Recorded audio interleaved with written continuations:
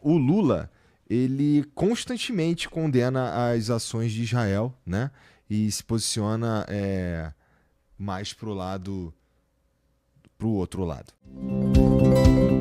né? Se a gente for parar para pensar nisso daí, como é que você enxerga isso? É um aceno para a própria base aqui no Brasil, para a esquerda do Brasil, de uma forma geral e tal? Ou sei lá, o que você pensa sobre isso quando você vê alguma coisa assim? Eu acho que é a personificação da ignorância, falta de conhecimento e ideologicamente e o vício ideológico no mundo polarizado, anacrônico e bipolar que ele e os principais assessores para a política externa dele têm em relação ao que acontece no mundo. É um conjunto de má decisões com ideologia e falta de conhecimento. Ele fala que não entendo como Israel permitiu que o Hamas atacasse Tel Aviv, Aham. dando ideia de alguma teoria de conspiração. Como assim permitiu? Ninguém permitiu. Se Israel permitiu que matassem 1.200 pessoas nas suas casas, não foi em Tel Aviv, o ataque foi no sul. Ele não sabe que foi no sul de Israel, não foi em Tel Aviv o ataque. Então, assim, e aí esses acenos, né? Não tem uma coerência. Não existe uma coerência. O Chile, o Boric, é mais coerente do que ele. Ele condena a Rússia, ele critica Israel e condena a Rússia. O governo brasileiro não. Ele faz bravata. E isso é facilmente visto, mas ele acena. Então, assim, ele quer equidistância, mas ele vai para a Rússia ver o Putin para o BRICS. Aí ele fala que condenamos a invasão da Rússia à Ucrânia, mas agora somos a favor da paz e a guerra precisa parar. Tá bom. E aí ele fala, nenhum dos dois vai atingir os seus objetivos. Escuta, o objetivo da Ucrânia é sobreviver, não é atacar a Rússia. Não quer conquistar um pedaço da Rússia. Entendeu? Então, não faz sentido. Aí ele fala de democracia, mas apoia o Maduro, apoia a Nicarágua, apoia, entendeu? Flerta com ditaduras que são de extrema esquerda e comunistas. Aham. Eu acho muito que a base do governo, eu sigo, a gente analisa a base do governo, principalmente alguns deputados, eles falam mais do conflito em Gaza do que dos problemas do Brasil. Aham. Porque dá like. Porque eles ganham seguidores. E são pessoas instruídas. São médicos, são advogados, são engenheiros, são deputados federais que têm 500 mil, 1 milhão de seguidores. E não é eles, provavelmente é a equipe deles, eles devem ter sido instruídos e eles postam fake news. A gente já mostrou, inclusive. Eles postam fake news. Eles postam coisas que não aconteceram, números que não existem. Eles postam sem dó. Então, e por que você posta sobre isso se você realmente se importa, então, com vidas humanas? Tudo bem, você pode postar sobre Gaza, é lamentável, é uma catástrofe. É uma catástrofe o que está acontecendo em Gaza. Mas e no Iêmen? Já morreram 300 mil pessoas. Todo ano morrem 30 mil crianças no Iêmen, desnutridas. Nunca postaram. Mas não tão Mas por que não postam no Iêmen? Porque não vai dar like. Porque eles não se importam com os palestinos. Eles se importam em atacar Israel. Por quê? Porque vai dar like. É uma aliança onde esse tema virou um tema de polarização. Aham. Ser contra Israel virou sinônimo de ser contra os Estados Unidos, contra o capitalismo, contra o imperialismo, a favor dos povos originais, a favor da luta contra o racismo. É como se virou assim, o tema do século XXI. Tá tudo, mas esses temas são importantes, mas Israel não representa isso e nem a guerra contra o Hamas representa isso. Entendeu? Israel foi fundado pela esquerda, Israel tem um apoio dos Estados Unidos, mas tem um apoio de vários outros países. Israel é um país que tem um sistema social-democrata que, mesmo com um governo de direita, ainda tem características de uma social-democracia ainda mais do que o Brasil com governos do PT. O sistema de saúde de Israel é melhor que o do Brasil, é de graça, realmente de graça, realmente atende as pessoas.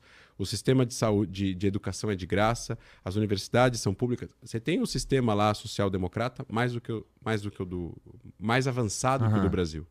Mesmo sendo governado lá pela direita e aqui por exemplo, porque a direita ela não significa, não tem a ver com economia. É outra, passa por outro. Só que as pessoas não conhecem isso de Israel. Elas acham que Israel é o exército e o Netanyahu. Acabou, não tem sociedade, não tem debate, não tem esquerda, não tem direita, não tem imprensa, não tem... As pessoas que estão falando, inclusive, nunca foram para lá, não conhecem, não leem o que está escrito lá, na imprensa israelense. Então, fica nesse fla-flu. E aí vira esse... falar, pega bem falar, ganha like, todo mundo compartilha. E aí tem um monte de deputado e ministros, e agora ficar falando disso agora chama atenção e tal. E agora eles estão protegendo o Irã. Estão protegendo o regime iraniano, que mata gays na rua. Mas se o regime iraniano que mata gays na rua é anti-Estados Unidos, então eu vou ignorar essa parte que tem a ver com o meu valor em nome de um objetivo maior, que é atacar os Estados Unidos. Isso significa que a minha bússola moral está comprometida. Entendi. E que análise que tu faz do Netanyahu, cara? Porque assim, eu tinha conversado aqui, bom, esse é um tema que está no mundo, está acontecendo aí direto, a gente tem conversado sobre isso aqui também, com outros caras, e um deles me falou que o Netanyahu ele corria um risco muito grande de cair, de deixar de ser o líder, né? E aí foi bem na semana que ele atacou o Irã. E aí eu até, antes de começar aqui, eu te perguntei se existia alguma chance dele fazer isso para se manter no poder, né? Que análise que tu faz do Netanyahu? Vamos lá. Teve uma moção anti-governo, para o governo cair antes do ataque. A moção não foi aprovada. Ele sobreviveu. Então é difícil de imaginar uma outra moção tão próximo, porque estava rolando um problema com os religiosos ortodoxos, por causa do alistamento militar. Sim. Ele eventualmente conseguiu resolver, a moção não passou. Isso foi antes do ataque. Uns dias antes, não foi? Foi alguns dias antes, uma semana, alguns dias antes. A questão aqui é que o governo dele, sim, está muito cansado. Quantos anos tu disse? Não, ele está no poder entre idas e vindas, porque é um sistema parlamentarista, você pode ser eleito porque você vai montando coalizões. Sim. Ele teve várias coalizões. Esse último agora é de dezembro de 22. Tá. Ele entrou no poder, de novo. Ele saiu Bennett e Lapid e entrou ele de volta. Ele ficou 1 ano e meio fora, mais ou menos. Então, esse governo termina no final do ano que vem. Então teria que ter eleições em outubro do ano que vem. Eu acredito que as eleições vão ser antes.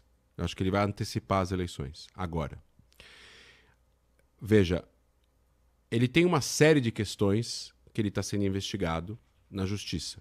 Eram 4, agora são 2. 2 caíram, são 2. Receber presentes, influência num jornal para falar melhor do governo, em troca de uma reforma no sistema de comunicação que vai beneficiar uma das empresas, do cara que era dono do jornal também. Isso está lá na justiça, né? As coisas na justiça andam numa velocidade X, quando tem uma guerra, quando tem um problema, elas andam com uma velocidade Y, mas está lá, está indo. E a justiça de Israel, assim como a justiça de outros lugares onde o país é desenvolvido e pequeno, ela funciona. Israel já mandou presidentes, ex-presidentes e ex-primeiros ministros para a cadeia. Tá? Inclusive, foi um juiz árabe que mandou. Né? Um ex-presidente e um ex-primeiro-ministro.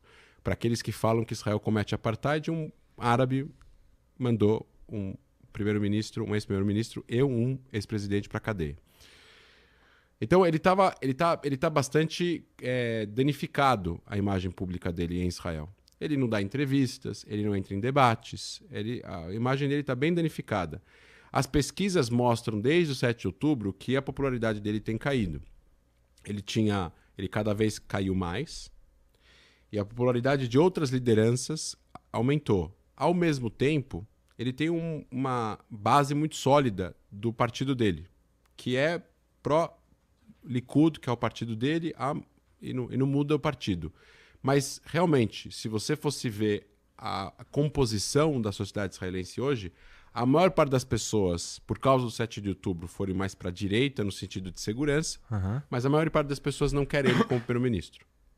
E aí surgem pessoas, o Gantz, o Bennett e outras pessoas. Isso ainda é a realidade. A pesquisa que saiu ontem Ah. mostra que a popularidade dele vinha caindo. Ele estava com 22, 21 cadeiras, o Bennett aparecia com 26.